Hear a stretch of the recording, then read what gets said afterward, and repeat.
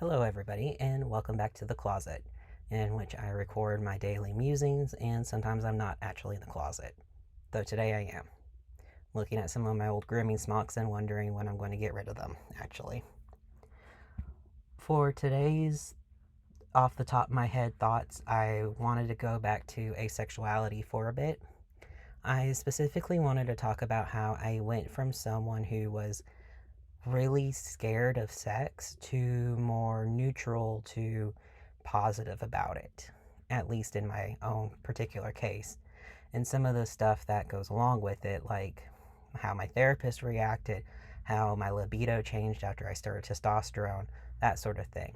I think it would be useful for younger aces to have this information simply because changing identities seems scary for a lot of younger people. Like you finally get yourself figured out, but then a massive life change happens and you are blindsided by it and you don't know what to do. And not a lot of allosexual like therapists and the like, not even all asexuals will understand. And I feel like this is a lived experience that's worth sharing. So, as I've mentioned in previous videos, I grew up Baptist, very anti masturbation, anti sex. I was absolutely terrified of my wedding night, that sort of thing. Um, I found out I was asexual when I was 19, and it clicked for me. It helped me feel less broken, but it didn't really help with the actual fear of having sex.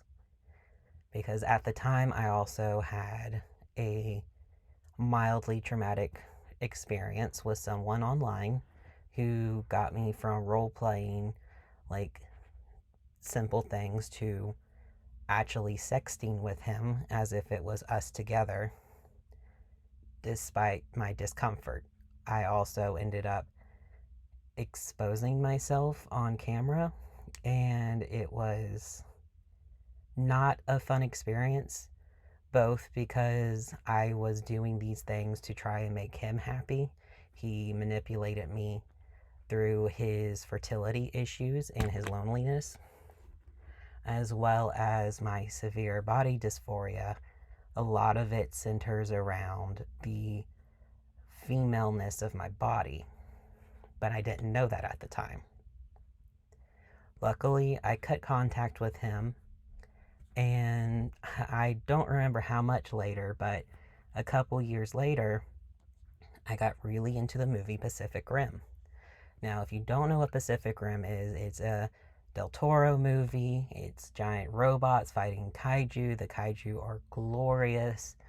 There is a powerful female character that made her own new rule called it's the Makamori rule. The second movie does not exist, but I do recommend watching it. It's not like an Academy Award winning movie, but there's practical effects. And it's a fun popcorn flick. And a lot of people really liked some of the possibilities. And if it's not obvious from what I was talking about just a second ago about having traumatic experiences, this is a more sexually charged video. So I would not recommend going on if you're not in a place that you're comfortable listening to this sort of thing, either because you're in a public area without headphones or because you just can't handle this sort of thing. I will say there is no more mentions of sexual assault, though. It, from now on, is very safe, sane, and consensual. So, with Pacific Rim, I got into a lot of the fan art, especially with the two scientists. A lot of people really shipped them. I was one of those people. And then I stumbled across this AU where, because the scientists drifted, which means they connected their brains to the kaiju, one of them, because he did it twice, started taking on kaiju like characteristics, including a Japanese hentai favorite, tentacles. And this was my first sexual experience outside of anything to do with people, other people, the church, any of that. And I was repulsed at first. It freaked me out, but then I got curious. And then a small dildo making company that styled itself like Bad Dragon. I'm sure you know what Bad Dragon is. They make non human dildos, very well known in the furry community. Kind of a piece of shit company, but they were in the same style and they had made a kaiju dildo. And I was fascinated by this because I really liked Pacific Rim. I also really liked Homestuck at the time, and one of the sexual headcanons was that the trolls, the alien race, had like sentient dicks, for lack of a better phraseology. And I was intrigued. I was scared. I was still exploring this mostly on my own, but I ended up looking more into it and I actually ordered one of the dildos. At this point, I knew I was transgender, but I hadn't started to really socially transition or anything. And when I got the dildo, I didn't even use it. I just looked at it, and that was pretty much it. I did not want to use it on myself. But after buying that, it sort of unlocked this whole new world for me of, well, I don't have to do it myself, but I can research this, see what people find interesting, learn about sex just for my own education. And that's what I did. I started a blog. I started collecting images of dildos that I liked. I started collecting information about how to have safe sex, myths, ways that people can pleasure each other. I learned a lot.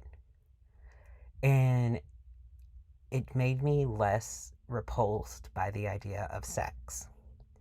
Now, anytime I ever thought of doing something for myself or getting with someone, I would absolutely panic and shut that mental process down because even though I was less repulsed by the other people having sex, I still didn't want to think about it for myself. And again, I think it's a combination of just dysphoria and not so great information growing up and not so great interactions the first few times I attempted to be sexual, as well as my asexuality and absolutely dead libido. I started making my own dildos. It was kind of funny because people were like, why are you making these when you don't have a libido and you're not using them? I was like, I really like the aesthetic because some people can make really beautiful marbling from the silicone. And then I had another negative sexual experience, this time IRL. It wasn't his fault. It just was a combination again of the dysphoria and the disinterest. So I had this at this point gotten a bit better about the whole fear of sex thing, but I still had a remarkable short attention span when it came to the issue of participating. And that ended poorly for this encounter. And I ended up leaving a few months afterwards and went down, back south, back to Alabama. And nothing really came of it. I slowly sold off my dildo collection because I was no longer making them. I didn't have the time. I needed the money. And there's a surprising amount of retention value in silicone. I don't understand it, but it's pretty great. I was able to get a couple $100 from all of that. And then I got into therapy and I told my therapist that I was asexual, I had bad sexual experiences, all that fun stuff. And I was worried because I heard testosterone heightened libido. And I was like, I don't have a libido, so maybe I shouldn't worry about it. Then I turned 26 and I started taking testosterone. It took a few months because I was on a low dose and I was only getting shots every couple of weeks. But I remember I started my shots in April. I lost my period in June, and I started to feel really horny in July. And I didn't know what to do. It freaked me out. I went to my therapist, and honestly, this is why I'm making this video. When I spoke with my therapist, she was like, "Oh, well, it's okay if you aren't asexual anymore. Your sexual orientation can change." And I was like, "Yeah, I know that, but I'm still not feeling sexual attraction to people." And that is what asexuality is. It's just a lack of sexual attraction to anybody. And she was like, "Oh, okay." And she wasn't a lot of help with that. In the meantime, I was still struggling and still panicking over the fact that I had a libido. I didn't know how to handle it. So she was the one that suggested trying to learn how to masturbate. So I did learn how. Sort of. I don't know what to do, but it helps. I'm not going to go very explicitly into this because masturbation is a very individual thing. You have to find out what works for your body. But as time went on, I was able to figure that out. I also learned I was very interested in trying to provide physical pleasure and intimacy for a partner. And I was starting to get a little curious about like what would it feel on my part. So I had another boyfriend at the time, and we experimented a bit. He really enjoyed it, but after another bad experience where he kind of mildly panicked about my genitalia, I started shutting down. And unfortunately, that created a huge rift, so that even though this guy is not a guy anymore, I cracked her egg. And so she's actually transitioning. But at the time, we thought that she was a guy. And even though she was very sweet, everything sort of broke down from there. It didn't help that externally there was a lot of other things going on, like my dog I had to put down. I had him since I was 16. I was struggling at work. I was struggling at school. I was panicking over grad school. Then COVID happened. All sorts of things. It was a lot. And I'm still a little sad that that relationship broke apart, but I know she's in a better place now. And that leads us to today. I don't really have an ending to the story yet because it's still ongoing. But I do know that I struggled a lot with trying to accept myself. And some days I still struggle because some days I still have the desire to do something for someone else. And I still am curious about what it would feel like. Would I actually like it? Would I be bored? Would I be too dysphoric to handle it? I don't know. I'd like to find out, but it's not something that's in the cards for the relationship I'm in. At least not currently. Like, Briar's just started testosterone, so who knows how they'll feel in like 3 or 4 months. But I felt like it's important to share this because I've gone through a lot and I learned ways to safely explore sexuality without necessarily having sex. And I feel like that's important for younger people to know because people are going to doubt your asexuality. People are going to question how you could know if you've never had sex. And I've never had sex, not full on someone gets penetrated with genitalia into other genitalia or butts or mouths or whatever, I still find myself grossed out by several aspects of it. The bodily fluids, especially, just freak me out. But I still learned, and I still learned how to take care of myself and how to validate my own identity despite people not believing me. So I wanted to share this and hope that it helps other people be able to feel okay with exploring themselves, with exploring the idea of sex, not making it so taboo to learn about. Like, if you learn about sex and you learn that you might enjoy the experience, it's not going to take away the fact that you are asexual, or even if you end up realizing that you have a sexual attraction to something, it doesn't invalidate the time that you identified as asexual. That's very important to me.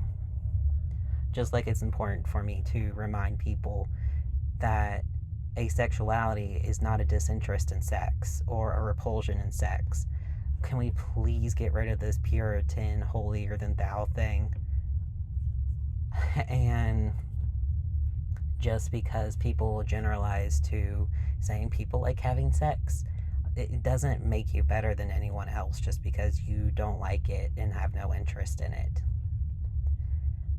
Asexuals are a very small minority in the world, a very important minority, of course, with our own issues and struggles, but let's not make it like we're special because we don't have sexual attraction.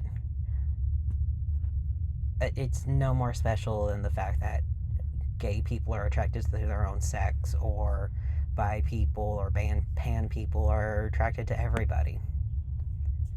Let's keep our heads on straight.